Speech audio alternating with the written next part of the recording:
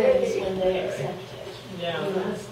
It's finally working. What do we have to, what do? Do they have to send it back to us and say they accept And it? upload the document. Yeah, upload the document, put it in GEMS, and then that's when they come in and move stuff over to the Did we send them a financial document? side. And did we send them a document? The fellowship people. You send them an offer letter. Yeah. No, I sent them a letter.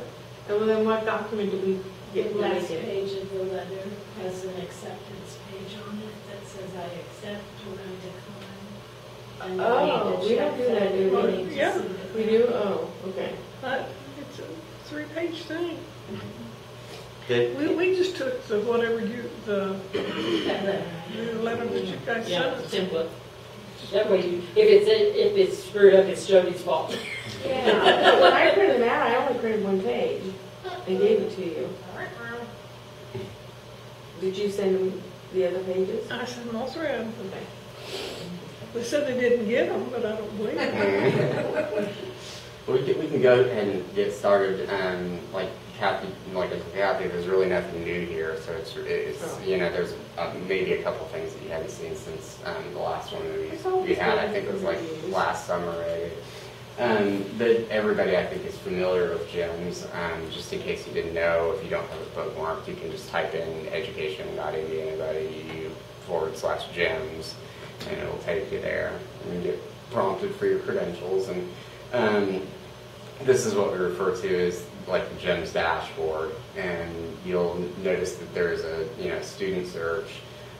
If you're searching for people and want to get to the student record, it's probably best to use this search, but there's also the search at the top of the page, and this allows you to search documents and through the admissions application record and fellowship records or things like that might come up here, whereas this is just going to pull up a student based on ID or name and give you a link to their student record.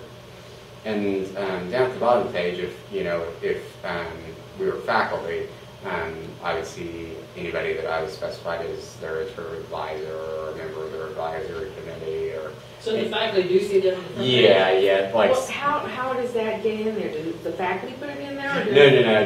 They're pulled in, and when the applications get pulled in, we have a list of programs in the system. And for each program, there's people that are supposed to be automatically assigned when the application is pulled into the system. And at least for interim advisor or for applications that are assigned to certain faculty for an admissions decision. Can we see that, or only the faculty can see that? Oh, anybody can see this. It's just nothing's shown out because in the live system, nothing's assigned to me as an advisor or anything, or a committee member. But here you would see any applications that were assigned for your review. Anybody you've been specified as their interim advisor or advisory committee or as a dissertation chair or committee member. So if I have a student who's been assigned him as advisor, then every couple of years they decide to switch advisors. I can go in and change that for the student. Yeah, you can change it in the application. I'll show you here. We can do that? Yeah. Anybody could do that. That's the only way it's going to get done. No. I mean, what will happen sometimes is certain people, they'll trade. Faculty will trade who's responsible for reviewing applications, or they move to a different program or something. And if we don't hear about those things, then the system is still automatically assigning the old person. So, whenever you know that that's happened, and you all may not know that perfectly either. Let me know or let grad studies know, and then we can get it changed over. But you can also just manually go in if it hasn't been going on for too long. Well, it makes sense to me if I can go in and change that. Why email you and have you? Yeah. Well, I'm not in the auto assignment list. We've got a list of programs here, and I'll show you where it's coming from, or when the feed that pulls the applications in is looking at this list where it says application approvers. Right. And when these people change, it's going to get it wrong. So you need to let me know to change this, because this list, previously a lot of people had access to it, and it got all kind of junked up, and so I took it away. And basically, it's basically admissions or myself. So that first page you were looking at before is only pulled from this. It's not something like when they come in, we assign them an advisor. You shouldn't have to. If we've got the advisor is not automatically filled in when we pull in, but the people that are assigned to review the applications, yeah, and they're assigned from what we've got in the list for the program here. But going back to the application, I can pull at me. I think I've got a fake one in there. So I'll go back and we'll get into my application.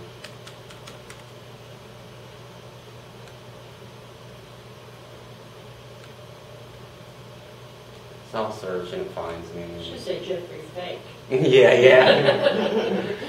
And then I'll click admissions to find the applications that I have. So I'll go ahead and open one up to edit it.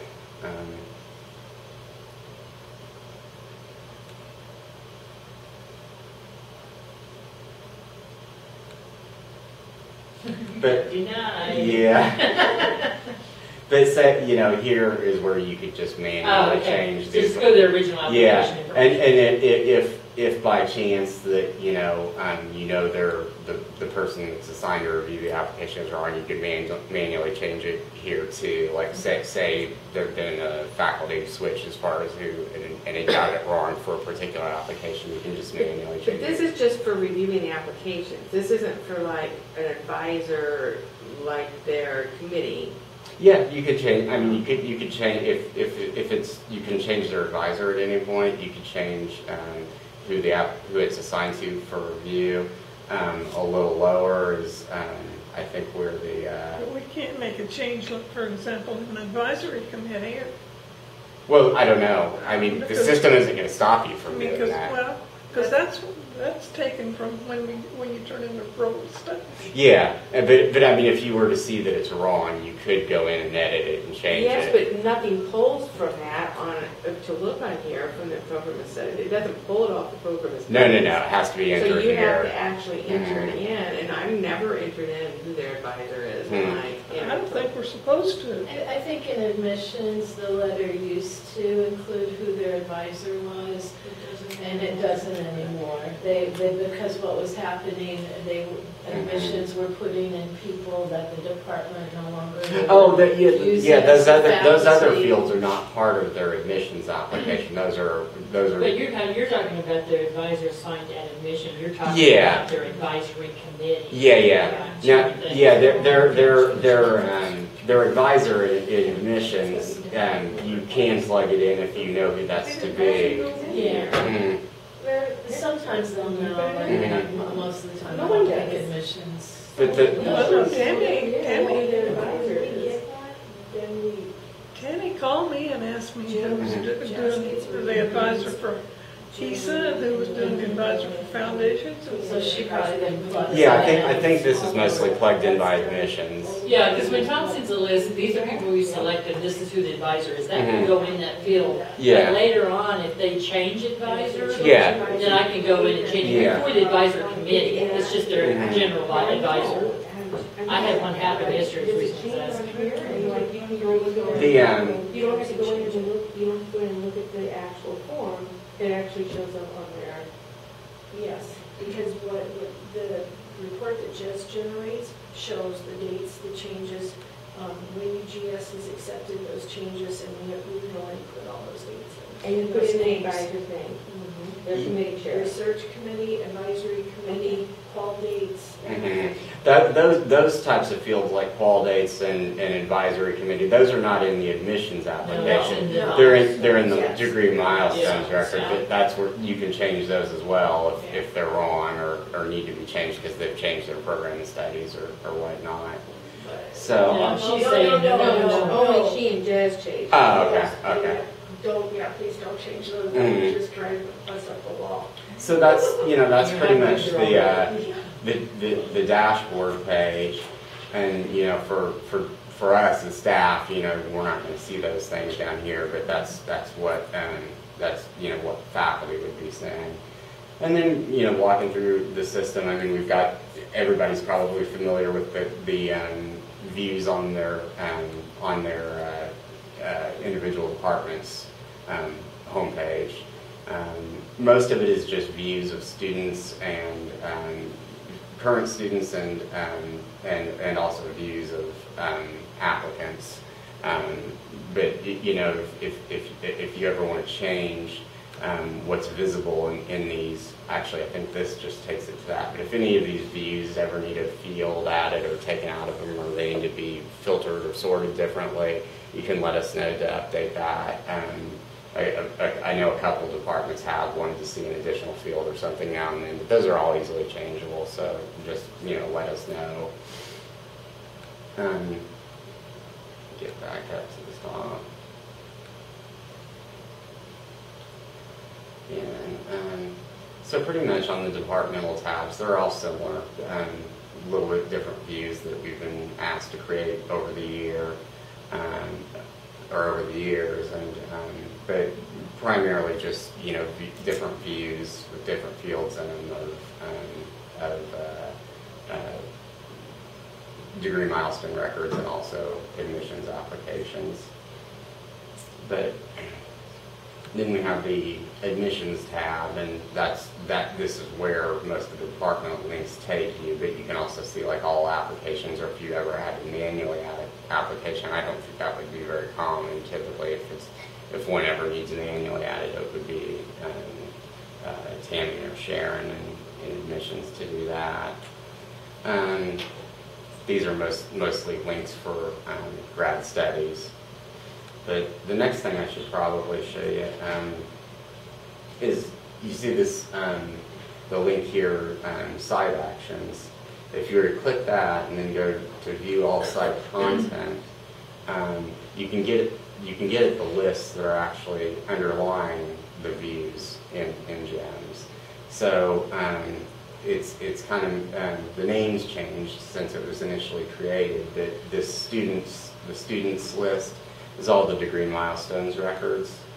And you can, you know, you could, if you were to click it directly going in this way, rather than from your departmental page. You've loaded 11,400. Yeah, that's why it's going slow. But, you know, at the top you can, most people are probably already familiar with this, but you can filter on, it takes a minute to load it. Maybe I should,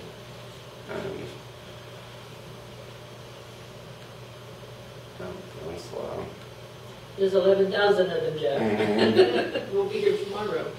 I wonder if maybe I should go to one of the departmental tabs, but that's how you can get at all of them, and also there's a list named admission apps, and that's all the applications without any filtering for department or whatnot. But I'll go to LCLE and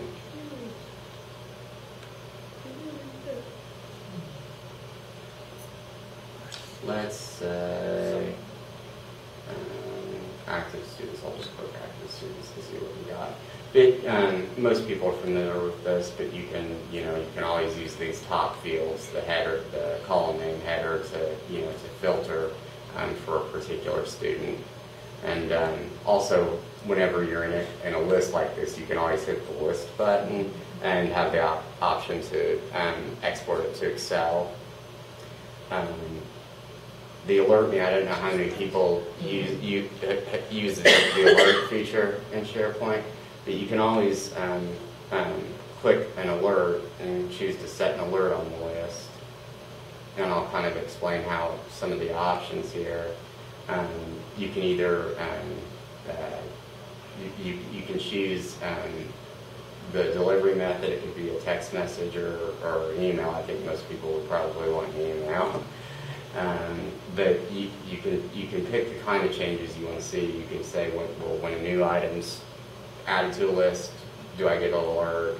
If somebody modifies an existing item, if somebody deletes something, or any kind of change at all, which would be new items, or a change is made or delete.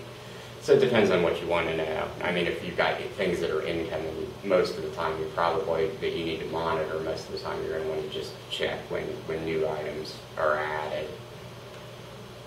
And then you also have the option if there's.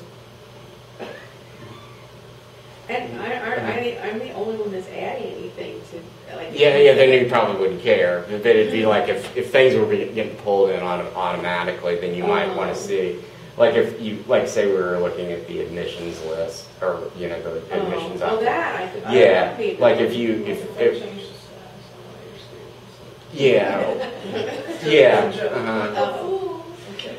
you can choose. Oh, but it's true on admissions. That's a good point when something's completed, because on non students they are not as many. Yeah. And I don't check it every day, so when Tammy updates it, that would be good. Yeah. You could pick it. You could choose those kind of things, and you can always have us create views, so we could have a view of things that were incomplete applications. Okay. And I think we do have a complete application view, but if you were to choose to say, alert me when new items are fall into the complete application view, then you would get an email when they toggle that over to complete. Okay, so that would be good. Yeah. And you I'm sorry, is that what we just did for the new graduation applications? That we just had them so that Jess might now get an alert for the new application? I think so. That's nice. I can't remember. Especially since it's after the date. After you got the bulk. Bulk of Yeah, that's what Yeah. I'm thinking of Yeah. before. It's nice for when you're Mhm. done with the bulk of them, a new one, Stragglers. stragglers come in. Yeah, It's and nice. you can also choose like how often you want to get an alert. It can be immediate, like every time. Like say we're dealing with a bunch of applications, you can choose it as each one's toggled to complete, or you could choose it to send you a daily summary of ones that have changed, or it can even be weekly. And you can pick a day and time too for those. So that's the alerting feature. Let me get back to. Let's look and see if there was anything under fellowships. Links to all the fellowships. You can go in and you can look by department, and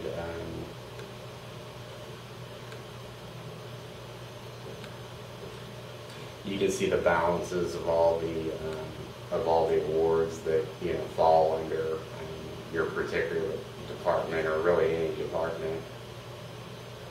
And then here you see the actual awards themselves on the right side. Okay, they're expanded. So you can see and they're grouped by status, so there's no new ones, but you can expand that out and see everything that's been, posted to XIS once Amber does that for a particular award or a particular.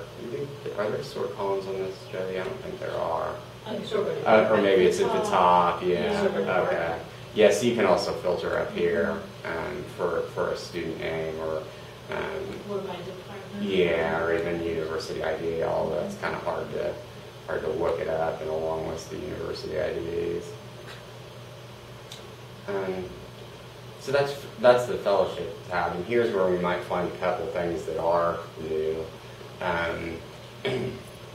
Under the graduation tab, you can.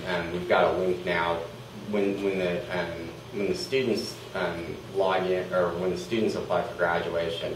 We've moved the apply for graduation form into GEMS student view, which is, staff can use it, but I don't know why anybody would want to. It's primarily for the students to see what the status of their documents are, and to fill out the apply to graduate form. And also we've added a graduate exit survey that they have to fill out before they can get to apply to graduate. The reason why we use the student view is so that when a student says, well, I can't see it, we can say, yes, you can. Exactly. Yeah, exactly. Say it's right here. Yeah. You have students who tell you that. but here you can. I've never seen GEMS. I didn't even know what is GEMS. I've never heard of GEMS. What is it? Here you can, if you wanted to, you can export. If you click the graduate exit survey. Well, actually, speaking of, since we mentioned that, how does a student know about GEMS? I think they advertise it during like orientation, and that's really it. But if they don't come to orientation. Yeah, exactly. Then they're not likely to know. No, that's faculty, so don't make that assumption. Yeah, really. I mean, they might need a Faculty session. So where is it on, how do they find it? Do they find it through campus or? I'm not sure. I think there may be a link to. I think there's links to it on our website. Yeah, I mean, I know where it is. I can see the student view now, but I'm like, how do the students find it? How do you find it? Where is GEMS? I'm like, I don't know. It's on the internet. Mm-hmm. Student portal. Yeah, So let me add that to our orientation, because Matt and I are going to sit down and start talking about orientation for this year. So let me make sure that that's addressed. And they go in through the portal. Yeah, the portal, but I mean, if they don't know about that either. Yeah. And I send stuff out, because faculty doesn't tell them anything. I send out with doctoral students, don't forget, you have to stay registered now, because nobody tells them this. And, you know, those kind of. Read the bulletin and. Right. And you know, their. And that's the last they hear about. Responsibility. We've actually got a system that kind of runs in the background at the end of each semester now that does warn them if it sees that they're if they're basically ABD and they're not, it'll catch that and flag them. And I'll show you that in a few minutes. But here on this, I was back. Like on the graduation thing, for my master's students, I went through and checked. There were only about 36 of them, but I went through and checked every single one to make sure that they had applied to graduate. Mm-hmm. I know I act like their mother. Mm-hmm. Did you apply to graduate, honey? Mm-hmm.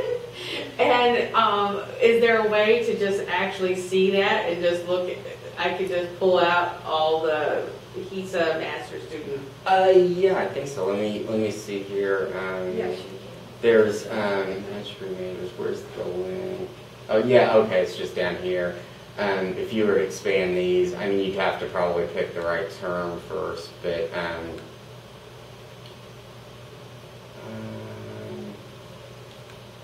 me see. Let's get a little bit more recent on maybe. We can just look at May 2016. Yeah. Let's look back.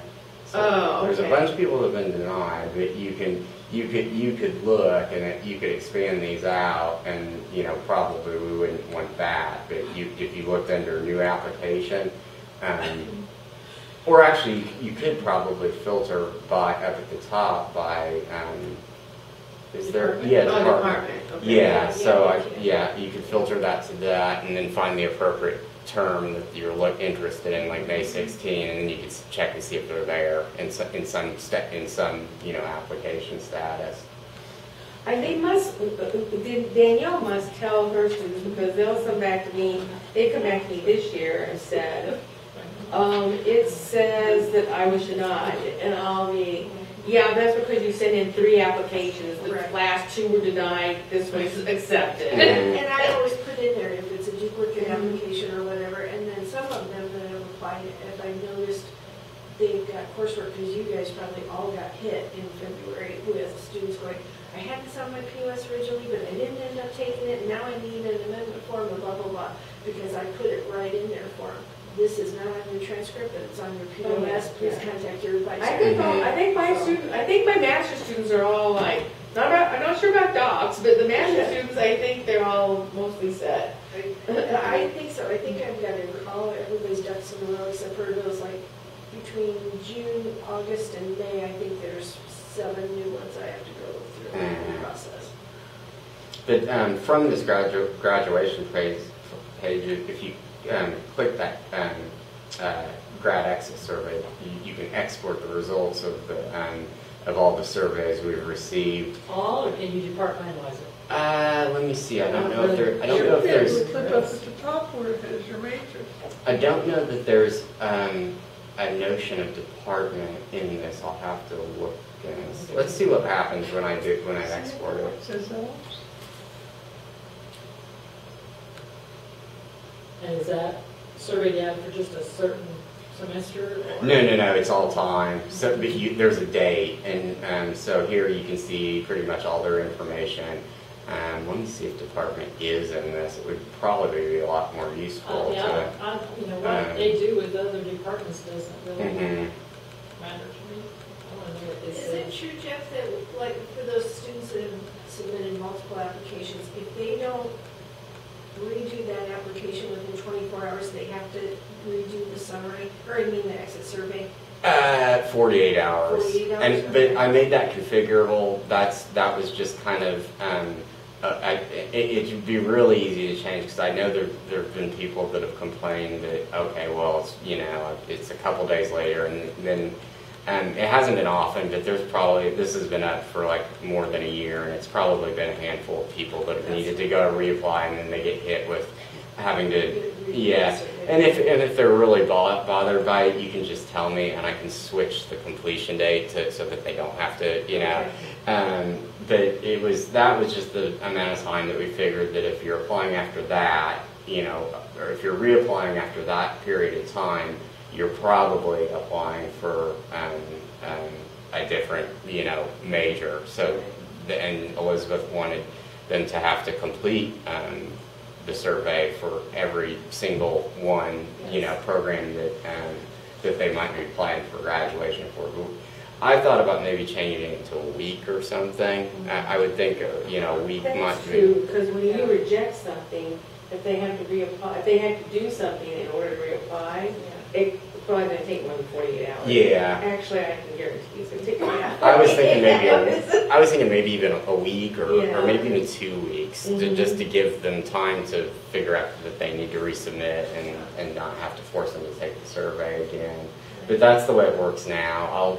I need to talk to Matt about that too and see if we can get agreement on what that window should be. But I don't think there is a notion of department in this, and it would be nice if we had that. I think that would be pretty What does it useful. tell you? The next surveys for. What does the survey, does it give you information about what they say about the department? Yeah, Or what? there's several questions, and we tried to make. Who gets that information eventually? Does the department head? No, I don't think anybody can go look at the information, but it's usually Elizabeth just asks me periodically to send So it to is her. anybody, that means staff, not students? As far as Students can't see each other. no, students can't see each other. It's only staff with access to gyms could see But everybody. does faculty ever see this? Oh, this is what they say about my program. I doubt it. Not unless.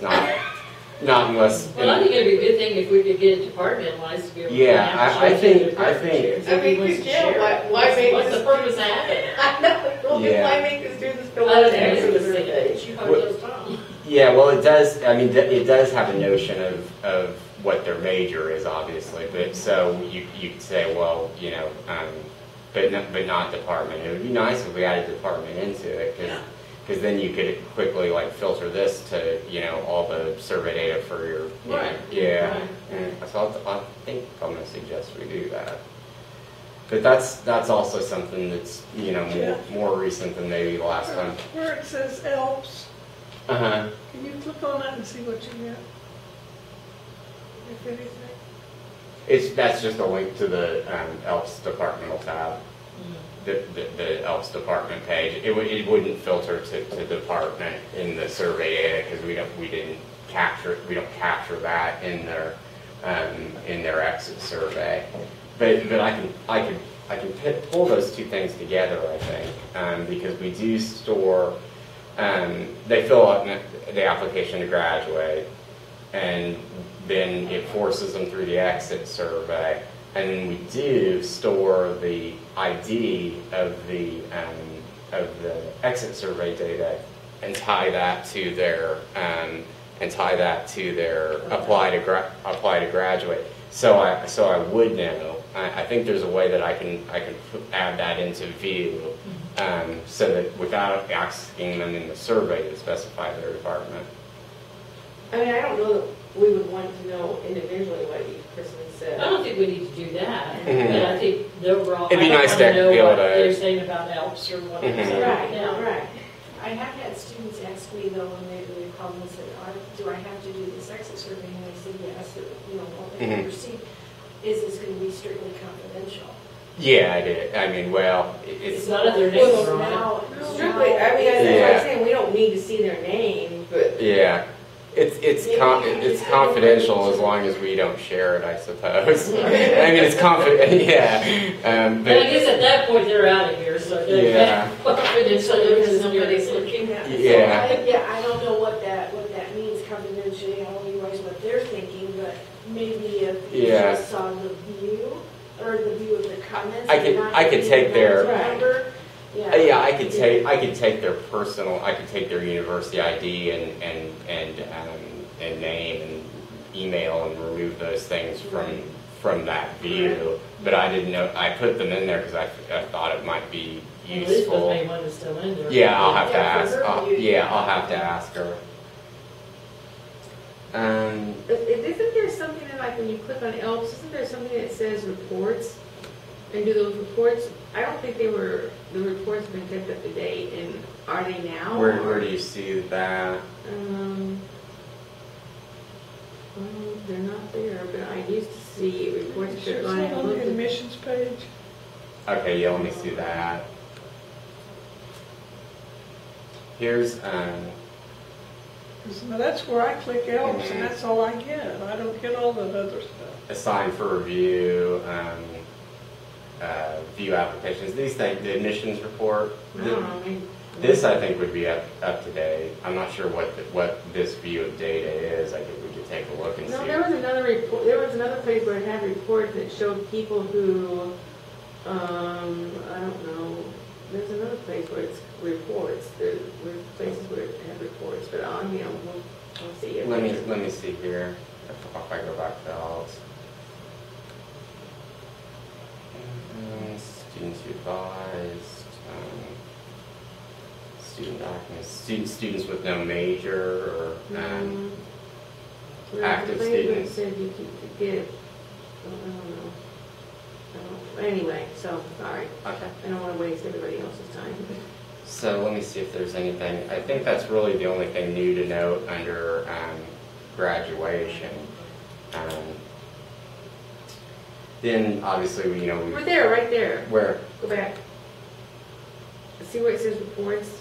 Top of the Mhm. second column. Yes, that was just helps it's in the front page. graduation. Yeah, this would be up to date. Okay. They're grouped by and you could filter, I think, by department here. I'm not sure. Mhm. No, actually, it doesn't look like it. You could filter by major, but we could definitely add Once department you put in. it to the Excel spreadsheet, you can do it by department, because I know Let I'm me having see. to pull I'm not sure. Let me see what happens for if we try it. Elizabeth, she wanted it by department, so she could talk about Mhm. speakers Let me see. convocation. Let me see if department's not in the view here, and it doesn't show up as a filter here. I think it will though. There's degree. Look, it's That's- over that's there. department. Did you it says see- Major. Yeah. Maybe sort by major. Yeah. Language ed, But I students. think I could definitely put department right in there so you could have, let me see, this is grouped by status view. Let's see if we can add that right now. Department. View is grouped by status.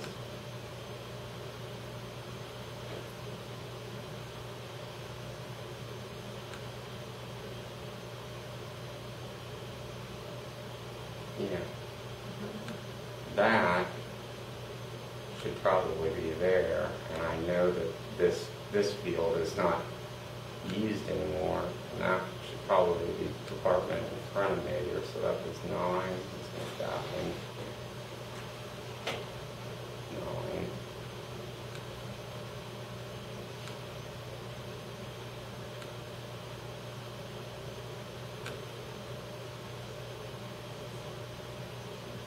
9. Okay, yeah, now you could go to this page and filter by department.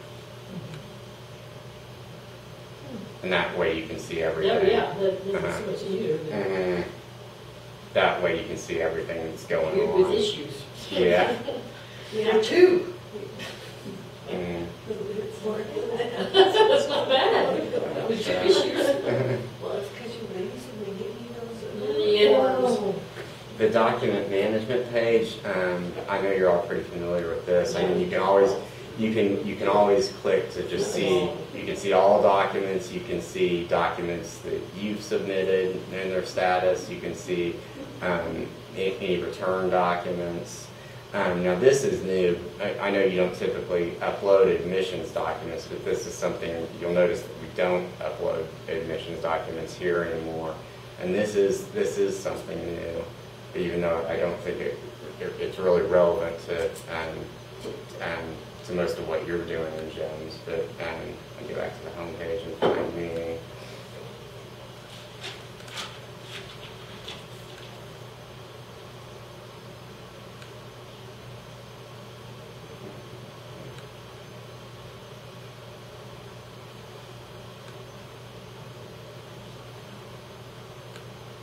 And I might even have a few of these, the communications that result from this in my email that I can show you what it looks like. Okay. So we added, this is something that's new, although the admissions, Sammy and Sharon are pretty much the only ones that will be doing this. But when we add admission documents now, they wanted the ability to select multiple files at the same time. So we added like a custom way to do that, and so they upload those there, and then they click this set file information button, and based on the name, and I just chose 2 junk documents, on my desktop, that it would try to figure out what exactly the document was, whether it was a letter of rec or just a say transcript. And then I can't actually, I'll go ahead and click, I can't actually save these because it would probably generate an email to a student based on, because it's looking at the application ID to get the name and the email address to send it to, so these would wind up on my fake admissions record, but the email sent to the student would be that, we received these and we need these more documents. But that's what's going on is when they save these now to GEMS, anything that's required for admissions, like however many letters of rec or transcripts or test scores, it sets a flag in their admissions application record, and it sends them an email each time something's uploaded that says, okay, this is what we still need to process your application, and this is what we've already received. And it tells them what the document was and the name and the date it was received. So that automatically goes to the student. Yeah, it goes to the student, and also when they finally toggle the GSO status to complete application, the student gets an email too now. So there's really no reason why they don't know that their Exactly. Yeah, completed. exactly. And I although had no idea. yeah, we just put this in not long ago, so that's it's more just so FYI than something that you'd be using, but that is going on now. So if you ever do get, Does that then show in their admissions notes? As far as When you go to their admissions page, there are notes that are in there. Does that show? It does. Those are automatically sent? No, it actually doesn't show, but they are being logged. So if a student said, well, I never received any email, every time it sends an email, it's writing down who it went to, what time. I haven't exposed that, and I suppose I could probably expose it in the interface to GEMS, but it's being recorded. It's just you don't see it. Do they send that to their email that's on their application or to their I? It's- They wouldn't it's- have an IU email. it's- Yeah, that's one thing that Tammy's told me, because something that I had this year is that people would say, she goes, we sent them an email, it automatically sends to their IU email. Well, if they have an IU email Yeah. and they don't go to IU, they're not gonna be checking their IU email. I think what it does is it tries to send it to everything that's there in their application. Like if it finds an IU email in their application record, then it'll use that. If it doesn't, then it'll fall back to the next one. And I think it's when it finds both, it's sending it to both. So, Okay. but that's This is an IU email. Not necessarily, because it could be No, applied that, to if you're just now applying, you wouldn't have an IU But if email. you're like getting your master's and then going to your PhD, then that you will have an IU email, so that it will try to go there first. But then, what I heard him say is that there is an IU email, it's going to go to whatever they put on their application, which might be. yeah. Or if they went to IU for their undergrad and now they're, went to Yeah, their master's and now yeah. they're coming back for their doctoral, it'll go to their IU email.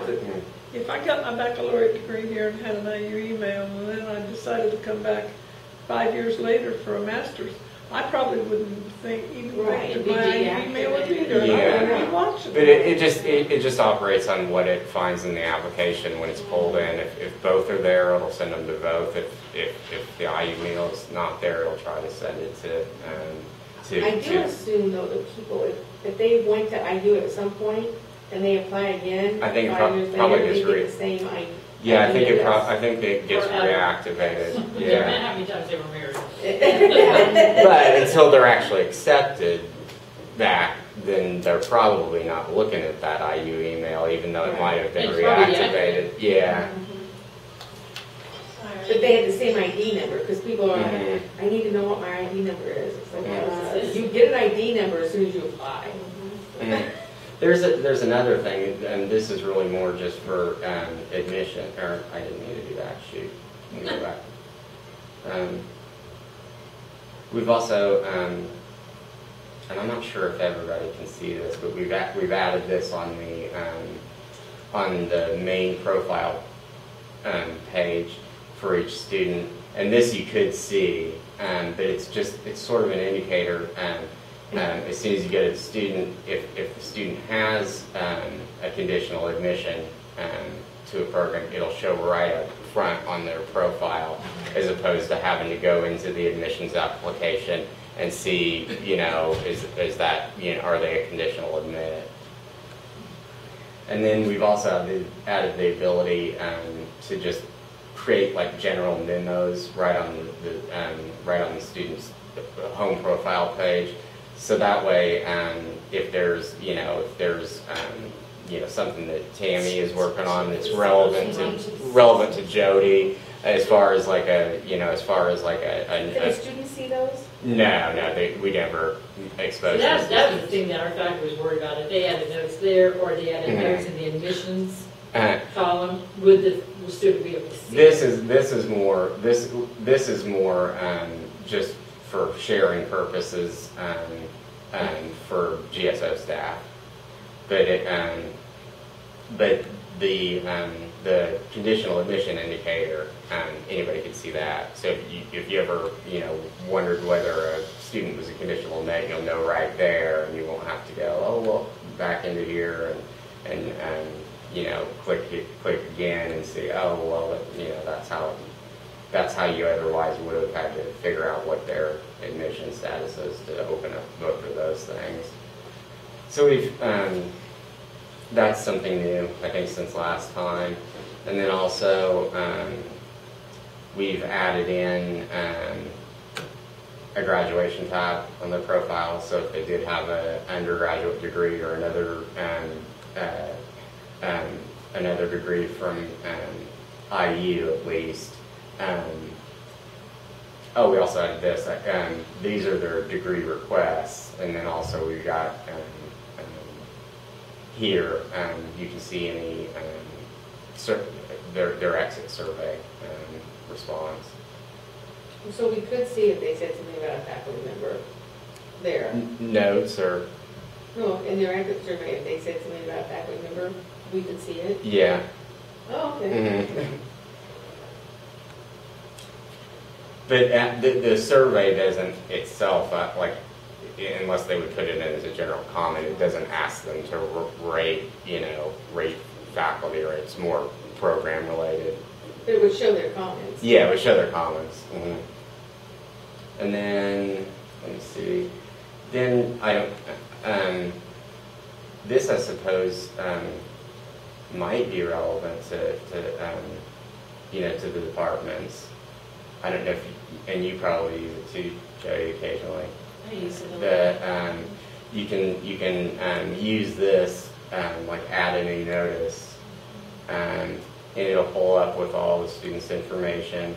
And this way, if you had an email to send them that was related to their program, or admissions related, or fellowship related, or just general, but it was important that you document that email was sent, and that and that you wanted it to be saved sent here. Well, you can go in and you can use this to send an email, and you can pick to carbon copy other people.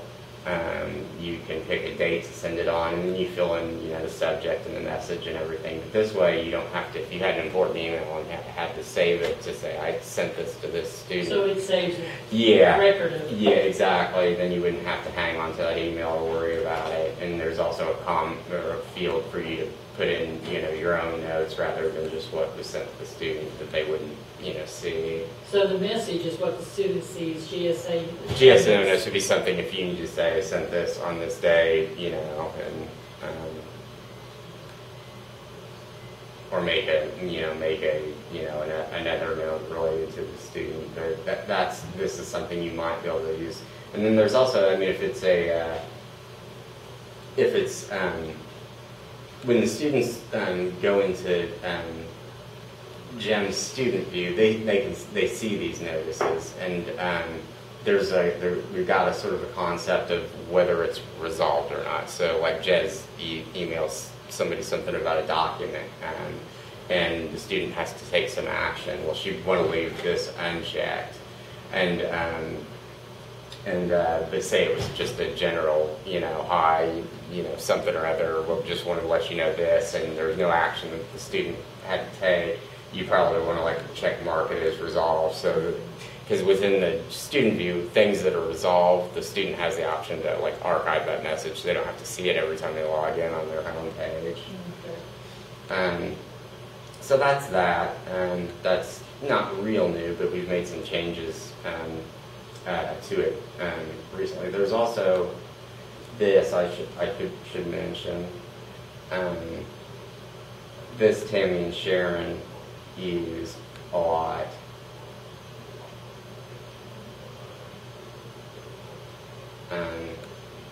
So say you had an application and the decision had just been made to deny them.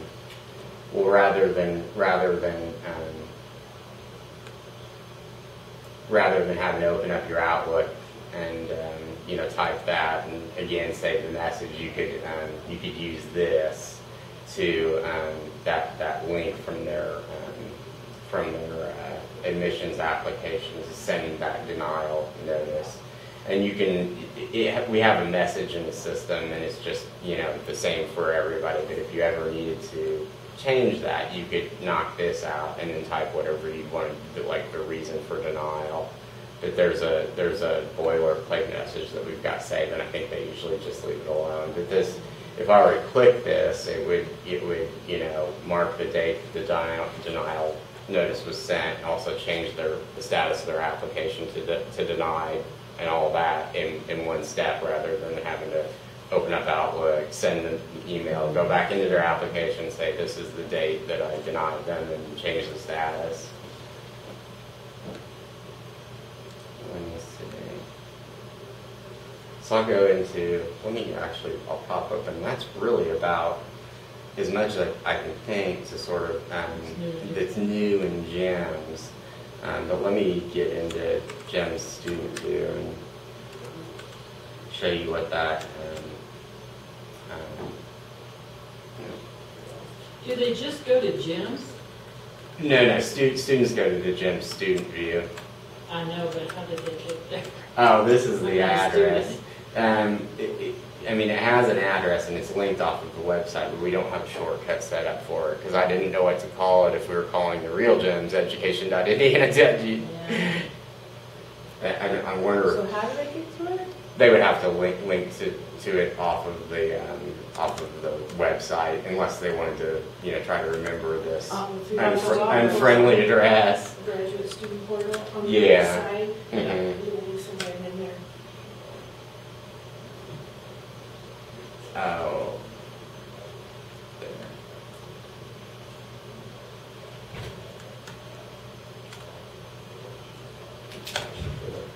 Okay.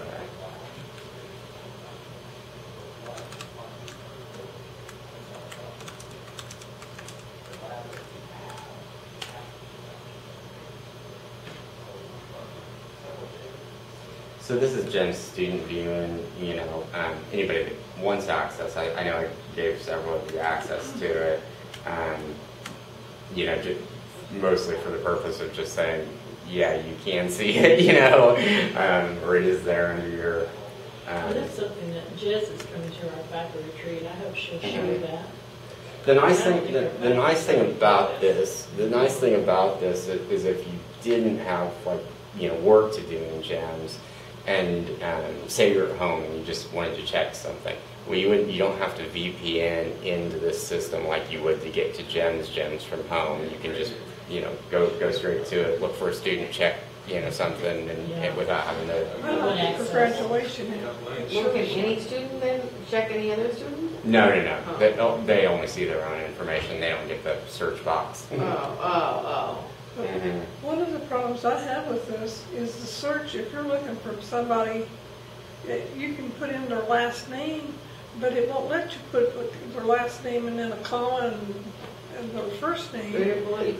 I think I changed that actually. Because we've got Wang being the last name, and you come in, there's 7 or 8 screens that you have to go through. There's, I think I did make the ability to put like a name like that in the search. I think somebody else mentioned that to me once, and I fixed that. Let's see what happens.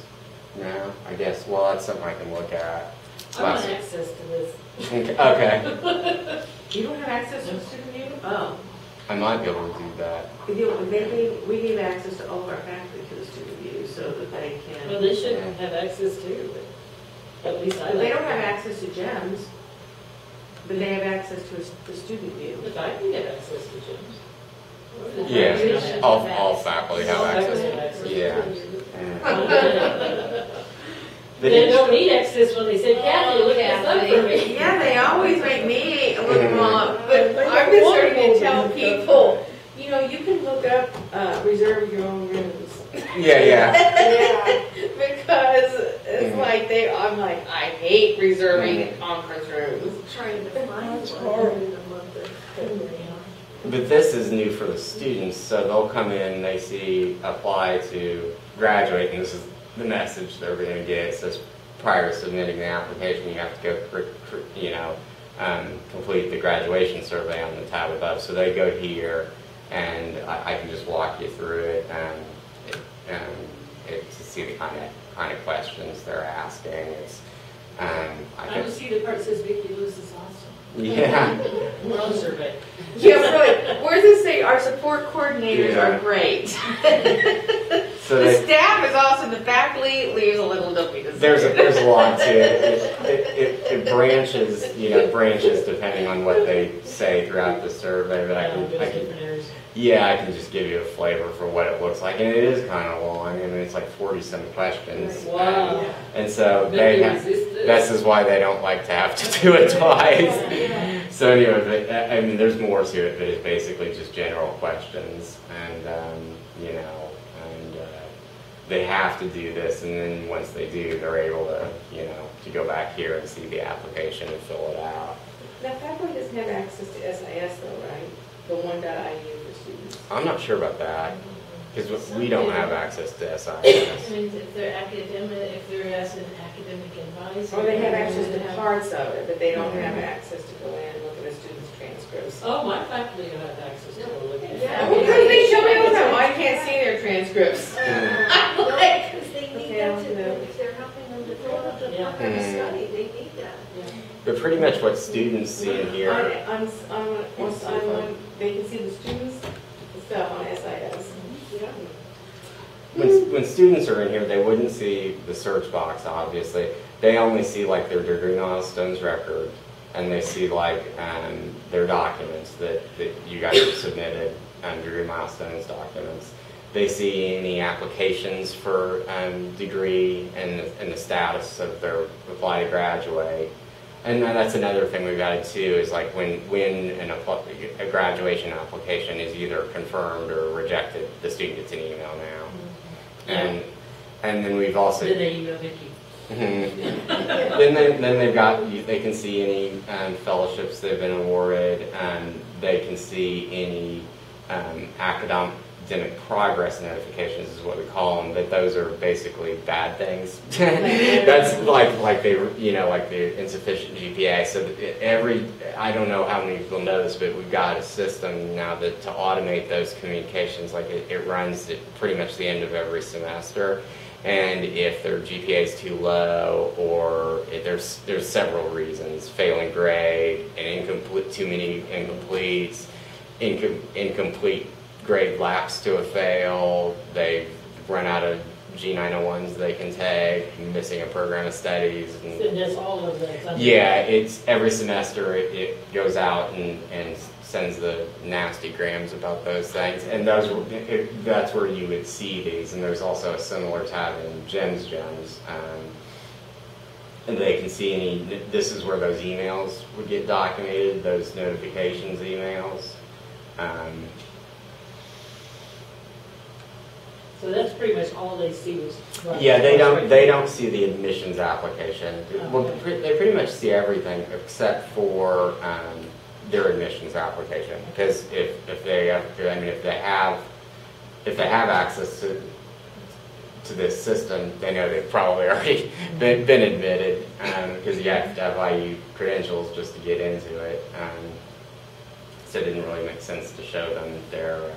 I've had students send in their program of studies, and they have Fs. This one student had 2 Fs and an I, and this faculty member signed off on it. I sent it down to them and said, I know this is going to be returned, but Danielle said to return it so the faculty member gets it back. Right. From you guys, not from me. Let me see real quick, Vicky, and make sure that you do have access to the student view gems. I thought I would have put it in there, but if it somehow overlooks it, I can check real quick and do that. Yeah. They would sign Well, off there's on some that. things I'm looking like, you signed this and this looks like this? Doesn't make sense. I had a faculty member recently say to me when I said, oh, this person's GPA is below the school of ed's policy for academic standing, and they said, well, this is a fellowship. This fellowship's not merit-based. We don't understand why you're questioning their GPA. And I had to point out, well, the school of ed GPA policy is for all students, so if you're wanting to fund a student, then of course that policy would apply, and why would you want to fund someone who falls below that? And you may have a reason, and then you can tell Elizabeth, and she can hash it out with whomever wants to award someone whose GPA is 2.7. And the requirement's 3.5 for doctoral. 2.7 is. 2.7. Oh my goodness. It's like 5 semesters of the notifications that Jeff mentioned. And they- That's why I'd like to be able to see And the they wouldn't email give that them a says I didn't fellowship? know. I'm going to And be able they to go were and see completely the unaware. Yes, you Like they Here. never looked at the transcript, they never, just had no clue the person was. Yeah, you're there. You can Okay. get to it, but Okay. I think everybody's there. Does anybody? Well, it's too small. What does like Tom Brush, the department chairs have access, or is it Yeah, just staff? all faculty. all faculty have access to it. They, not necessarily, because remember, my faculty didn't have it. Yeah, that was a mistake, yeah. Anybody that's in the faculty security group should have had it, and she wasn't, which was kind of shocking, but... None of the geese of faculty. Yeah, but anyway... They didn't take the hint? Well, so they're telling me they couldn't see the student view. I'm like, oh, well, let me request it for you. Yeah, there's two, it was, well, I mean, we intended originally to give access to all faculty and staff to this, even though the time, you know, faculty and staff are going to be working in real GEMS. So what we did is the day we rolled this out, you know, the contact center maintains a list of faculty. There's a faculty group and then there's a group of faculty and staff. And when we rolled this out, I realized what they considered to be staff is a little bit more than we were thinking was staff. Like, so if you worked in the food court down there, you were considered staff and could probably see other students' information. So we had to back that off real quick. So I created a separate group for staff that we know are really staff. Well, should we let you know if like faculty leave or faculty come? I think it's usually taken care of. I think it usually flows through the contact center, and they'll remove them from these lists. Okay. But yeah, that's why we have a group of people here that, you know, special with staff that can access the system. But that's, I mean, we've got a good suggestion, add department into the survey data. I think that's really useful. And then also maybe depersonalize it as long as Elizabeth says okay. And then I was thinking maybe we could come up, it would be a lot easier if there was like a easy to remember shortcut to the GEMS student view, but education.indiana /GEMS is taken. Could we do something like education.indiana.edu/grad student, and that takes them to GEMS student view? Would that, or can anybody think of a better? What happens when they go to the student? Is it right there on the student portal? I'm not sure where Justin has it on the So if it's on website. there, then it's like, Let me as long as see. we know how to tell them to go there. Yeah, Go to the main page. I'm sure it's there. I've just never really investigated where. Students go there all the time. Oh no. I always wanted education.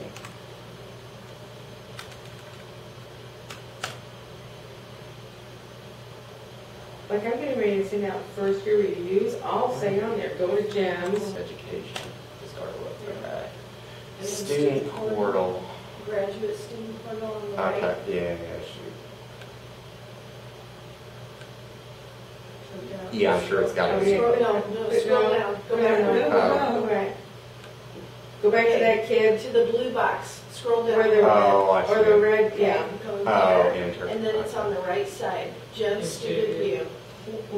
Some said Jim's stupid view. Where? Yeah. Oh, GEMS student view right there. Yeah, right Oh, there, and you click enter, and then they log in, and they can find everything. oh, Yeah. I that's bet nice. they Yeah. send that, kids do that like 5-6 times a week. Mhm. I don't know about the student portal, I don't know about GEMS. Mhm. Okay, I don't know, people say, I don't know what I have this is. faculty that say, I have no idea who I'm advising.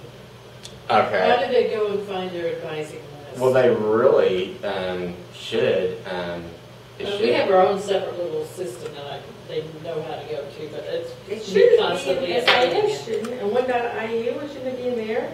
Well, they should. As soon as they log in. I mean, as long as you know, as long as they've been plugged in as the person's advisor, they should be able to just look at their homepage of GEMS right here. And it'll have a list of all the students that they've been assigned to advise. Yeah. See, I don't see their Everything list, so I don't know. There's, I mean, they're not there for me, but if I were to have Elizabeth log in, she'd have a They list always of want to know events. when they get ready to do the reviews. Mm-hmm. And I don't know Well, there's also another if their place. lists are correct on There's there a and they couple. need to be There's a changed. couple other things I should show you too. This may help with that. So when you guys have faculty go on sabbatical, and students are calling and going on, and my faculty advisors on sabbatical, who do I contact? I tell them to contact the department first, because I don't know who to send them to. What we Is do that when we right? get the time to go out on sabbatical is we have them send an email to other advisees. I am on sabbatical. If you have questions or concerns, you contact the department chair. Okay. The department chair. Because we don't advise. This is not in GEMS, but it's a report that I think would help them, that I did primarily to help the departments get ready for these program accreditations. Yeah. And so if you go to the reporting dashboard, you should have like a little black and red icon on your desktop to get to the reporting dashboard. But it's going to be undergraduate program accreditation. And then there's a report called Faculty Advisement History. So you can pick, you can pick the faculty member. Little brush. Okay. Shoot.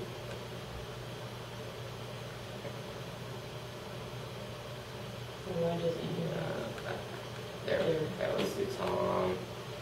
And then you can select, you can pick the, yeah, you can pick the, whether they're just their interim advisor, and then they pick, from year to, so let's say Tom wanted to know everybody advised from, 2014 to 2015 in all capacities.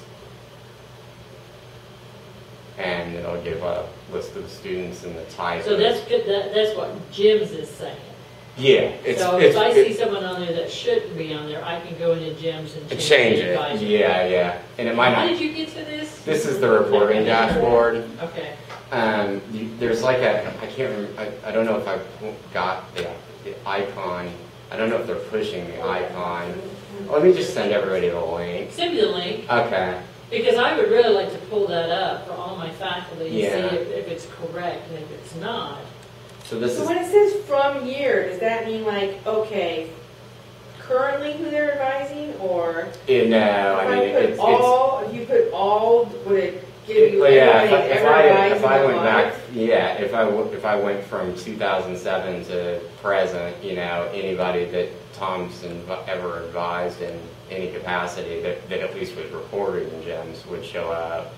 So these are all the people that he's been advising. And that says advisory committee chair. That doesn't necessarily mean who he was assigned an advisor. Yeah, that would be this. That would be this. You just want to limit it to. Okay. You'd want to limit it to just interim advisor here. Okay. Like we have like 3 people still in our program that started in 2003. If I wanted to know who their advisor was, would I have to put 2003 to 2016? Um, Or go to James who's wasn't there. in existence. I don't think we. Well, GEMS was in existence, yeah. So we've only really got 2007 But they're to. still in the program, so. Yeah, they wouldn't show. They're still in the program. If they were, or if they're in GEMS and it's got their, but that year might have filtered them out, honestly. Or their hard copy letter, if Uh-huh. the folder hasn't been shredded, it might have their advisor back when Libby used to, I may But not know if I Libby, just but- put 2016, would it show who their advisor is this year? Maybe not if they started before 2003. It might not pull them up. Okay, for one of the people is Are they in GEMS with a with? Angus Carter is one of the people in the Uh-huh. program. He started in 2003. If I wanted to know who his advisor was, would it show up on there? It'd be in GEMS itself. But it would show up on that report. I'm Would not I have sure. to put 2000, he started in 2003, or Yeah. would I just put 2016 and he's still Do you have active in the Do you have program? a guess whose advisor is? It's Robin, I think. Okay, It was let's- somebody else before him, but I think Robin took him over. We could Robin try. Hughes. I don't think he's officially changed his I committee don't member. know who it was before Robin. Well, the bottom line is if you never can find advisors, the department chair. Well, the problem is a lot of people in GEMS, a lot of people that have been around. And he may not even have an admissions record in GEMS. Yeah. We could check and see Well, if he but I don't does. care who his advisor was when he was admitted. Yeah.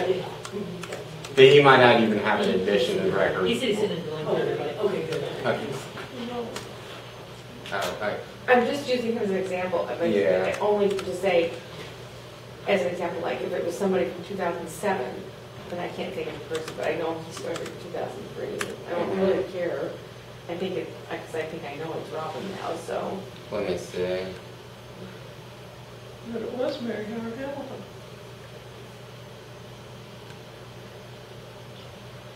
Let's see if he even has an admissions application. He doesn't. But wait, if you go into,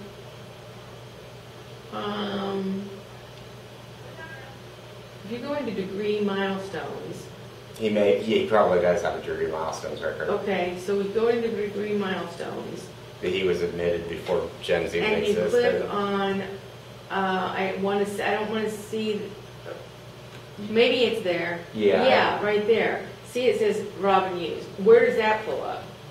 Does that pull up as an, can I change that? Am I allowed to change that? Okay, Yeah. I just went and talked to Elizabeth. Yeah. And she said, at first she was like, not for PhD students. And then she said, you know what? Maybe this should be a good thing. And yes, you can go and change it because then by the time we get the paperwork, because everything's going EDOC, especially for the PhDs, then those aren't going to match up, and your faculty is going to be getting notifications to approve eDocs that they're not even that student's faculty person. Yeah, let me see. So if we pulled up Robin, would it show 2006? Yeah, let's I'm see. not sure what, I think it would. I I'm think it would. confused as to what I think it when it would. pulls up advisor. Is it pulling up only the admissions advisor who I don't even Well, no, care it's about it's ever? operating. It's not the admissions advisor. Oh. It's operating off of the degree milestones record. So honestly, Genghis probably is in this report if we check And it. I'm just using him as an example Mhm. because I knew he was, Oh, he's the oldest person in our, yeah. I Let's think there's 3 see. of them. What was her last name? We can go in and change something. For example, Robin said, yes, I'll be, but if he hasn't officially turned in the change in committee form, But if I look at his advisor, at his program of studies, that I have it, and I'm like, oh, this says this is it, can I go in and change it to the right So person? she's his advisory. We'll look at advisory committee chair and advisory Yeah. committee members, and for Robin, and we'll just say this is just like you're just saying it's not necessarily the person it's just like show me everybody whose degree milestones record was So maybe created. it's just 2016, maybe it doesn't. Yeah. Well, you kind of have to say like, okay, it's saying that the degree milestones record in GEMS was created anytime between this and this. So, like if Genghis's degree milestone record was created after 2007, which I'm sure it was, Yeah. too, this is going to show everybody. I mean, if you wanted to know people that she just started to advise, but Okay, so I could look at that. Yeah, and so he's say, here, he's no, here. Okay. So I could look at that and say, okay, that's not, I could send this out to faculty members and say, this is who I chose. the problem is like when you pick in GEMS, and since you can pick multiple people and to as their advisory committee member, and there was no date associated with when that decision was made, it kind of has to operate. Okay, well, when did their degree milestone record get created? Was it between 2007 and now? And 2007 is all the data we got. What if, would you mind going back and like putting in 2016 in both of them Yeah, and seeing like what comes up? but that's only going to show people that just probably started in spring. That's what I wanted to see. What does it show? Nothing. If I were to back it up a little bit, somebody that started in fall and she's still listed. Well, maybe not. So like, Let me try. okay, so like last try year we 13. had 19 people who start in the doctoral committee, and they all have an advisor. Mhm. None of them have done programs of studies because they don't do that until the end of their second year. Mhm. So they don't have, so that nobody's going to have an advisor. But could I go in and put this is their advisor? Yeah, you could. Could I go in and put this is their advisor? Elizabeth is saying yes now because she said then if that ends up being changed or I something, do they're that, gonna I get. do that on the admissions page.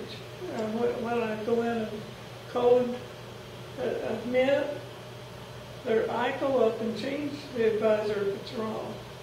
Because the advisor's always gonna say Vic Gordon for it, because he's the person who actually. But on the application, On the app, there's just whenever, certain people. mhm.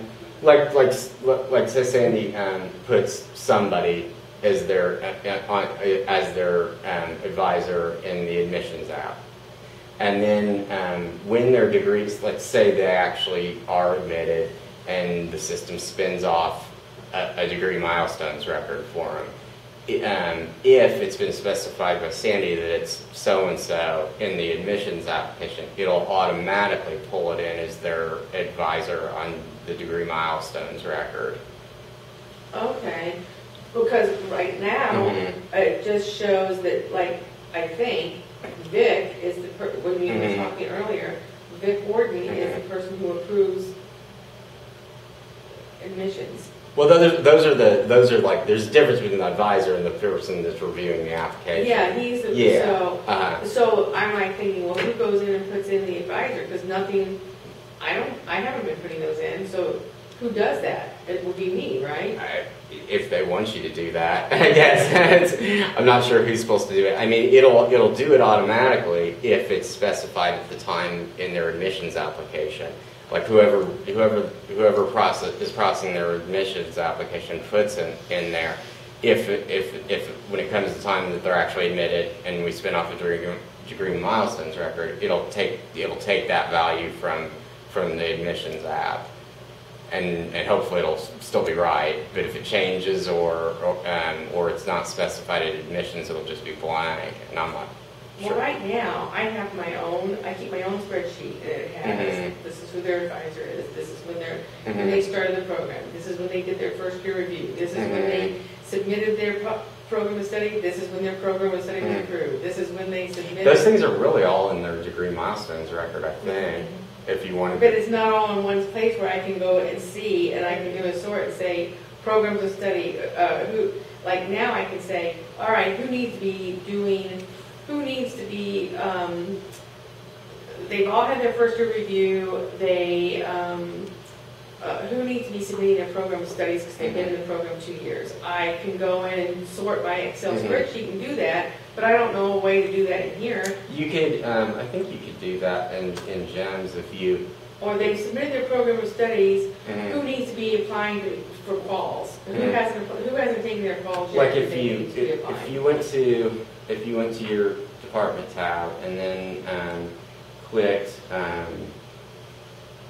active students, you could then probably just I'd have to see what. Higher education. Okay, there, and this has I think all of the dates in that you could that you could filter by. Like say, did you want me to go to? Okay, yeah, like higher ed PhD. Okay. I mean, because you could. I mean, if as long as all the fields are there that you need, because we have all those dates in here, like the qualifying dates and all that stuff. But they're all empty. Yeah, it doesn't look like they're going to fill it out. So what should I? What? Yeah, I mean it's they're probably they're How empty. how do they get it? How do the dates get it? That doesn't help me at Yeah, all. you got. I mean, I love my Excel Yeah, I document. mean you have to use this rather than your spreadsheet to get those dates in there. But how do the dates get in there? Oh, you just go in and edit it. Anybody can put in the dates. Oh, The only milestones they use is your program of studies, your nomination to candidacy. They don't, one of your milestones is not if you've applied for credit. Yeah, I mean if you just add them in directly in the degree milestone record for that student. I mean if you just track the dates in here rather than the spreadsheet, which you could. I mean I think everything here. I think there's everything here that you would need, like candidacy expires, candidate approved, all these I dates. suppose my rate was for me, but if anybody else wanted to see it, they'd have to call me up and say, who's where? But you could just track all that here, and then over time. I mean, because you hadn't been See, doing there is that. a POS, submitted POS Yeah, approved. we put all, there's places to record all that here, but if you hadn't been doing it, you'd have. Qualifying exam pass, which I've sent that. Yeah. I've sent them all that, because I track that with Mhm. every single one of them. You so I can just start adding it here for, I mean, it's gonna take probably a little while before you can catch up and only look here to find that out, because you've got, because you hadn't been doing it here for ever, in the past. Like, but- where does your, the stuff I sent you, or that stuff that I, how you had us all into that, does that pop up in there?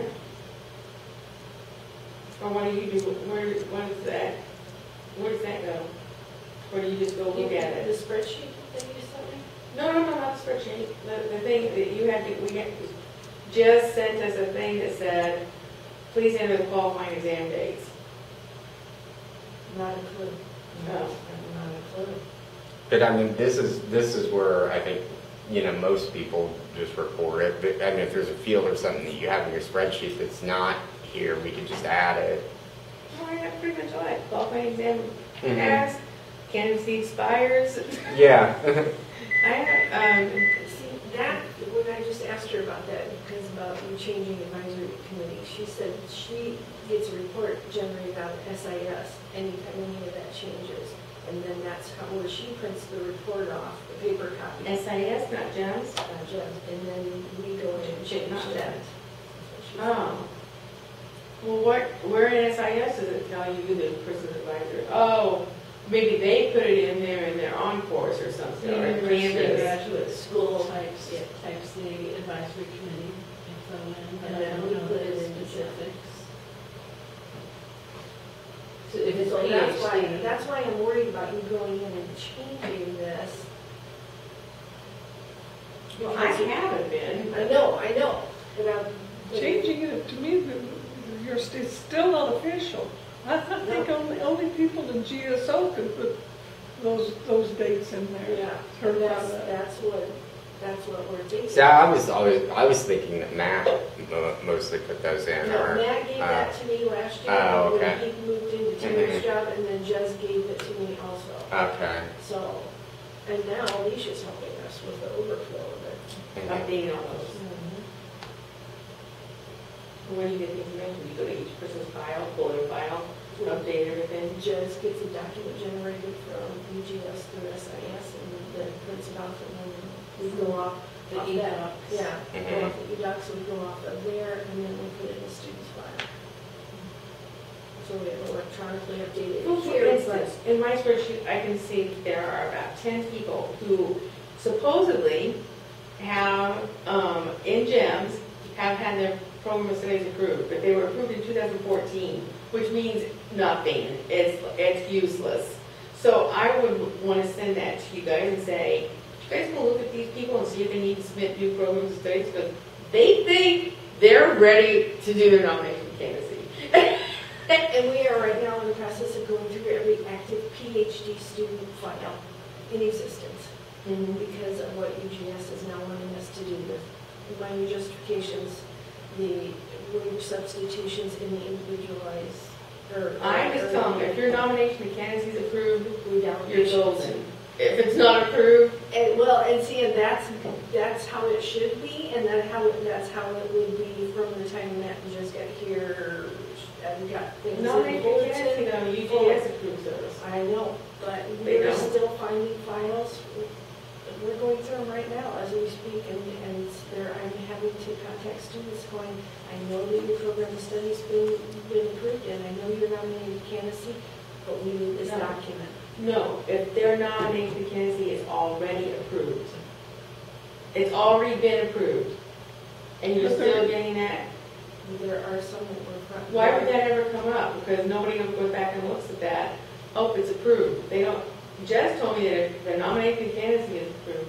Now, if they submitted and not approved, that's meaningless. Right. But if it's approved, it's done. It should be done, but UGS is requiring us to go back and go through all of our files. Mm. Well, see, that's really important for you guys to tell us, because we're gonna be PO'd when you come back and tell us this. Drafting this email, yes. And because, like, that's gonna be something that's it's like, I'm gonna be like, nobody told me. Yeah. The last I heard, nomination candidacies, if it was approved, you're golden. Yes. If it's not approved, you may have to go back and take more courses. No, nothing like that. It's paperwork issues is what they're making us do, and some of the students. I've come across in the maybe 10 I've looked at, maybe only 2 students that have had to submit something. But just like when you guys changed, which is fine, I'm on board with it now. But when it came to the point of like, oh, well, our year was up. Nobody told us that your year grace period was up. And all of a sudden we started getting everything returned. Yeah. It's like, why didn't you guys tell us the year grace period's up, we're gonna start returning everything? Yeah. That would be kind of important because then we wouldn't be like, I would listen to it and think like, what's wrong with this? It looks perfectly fine to me. I agree with that completely. You guys have accepted this like every other time. This has always been accepted, and now it's like all of a sudden this isn't accepted. Why? I just got the same thing today. I sent in paperwork for Shelley to approve, and it came back denied. And I'm like, why? Well, this is the reason. But you've always done it that way. When did you change your mind? Today. Today. They need to start telling you guys, and then you guys need to tell us. Okay, Yeah. grace period's over. Yeah. It's like new. It's a new world now. Yeah, and that is, like I said, he's crafting the document to send to all of you so that you will know that your students are going to be going, I have to now submit EDOC for this, this, and this, and I thought that was all done. So, yeah, it's coming. Because they were just, the thumb is getting pressed harder and harder and harder. And I understand their reasoning, and me being so new to the master's recorder job, you know, it's just like, okay, this is just the way it is, but everybody else, all of you, and Matt and Jess are going, why now? Why I'm this? concerned about masters. Masters are fine. Yeah. Masters, they're fine, but it's the docs. Yeah. And they have most of the paperwork too, so that makes it, that compounds the issue even more. That's all about I had to shake. Has anyone have any questions or suggestions or anything that we should do with the system that would make things life easier for anybody? Or And you said the new gems won't roll out until Oh, at gosh. least Yeah, another. we are working on rebuilding gems on a different platform to make it less difficult to keep growing it, because it's SharePoint's great for doing simple things and collaborating on data and storing simple information, but the kinds of things that we really need to do, it's really becoming difficult. So we're working to get it out of it to a custom system that we do. That's probably at least a year out. I think it's none of it's too difficult, but it's just a huge amount of work. And we're trying to get other people involved, not just me this time, so that they'll understand it. And there's a learning curve and all kinds of stuff. It's just really going to slow it down. I'm guessing maybe fall of spring or fall, or spring 17, earliest.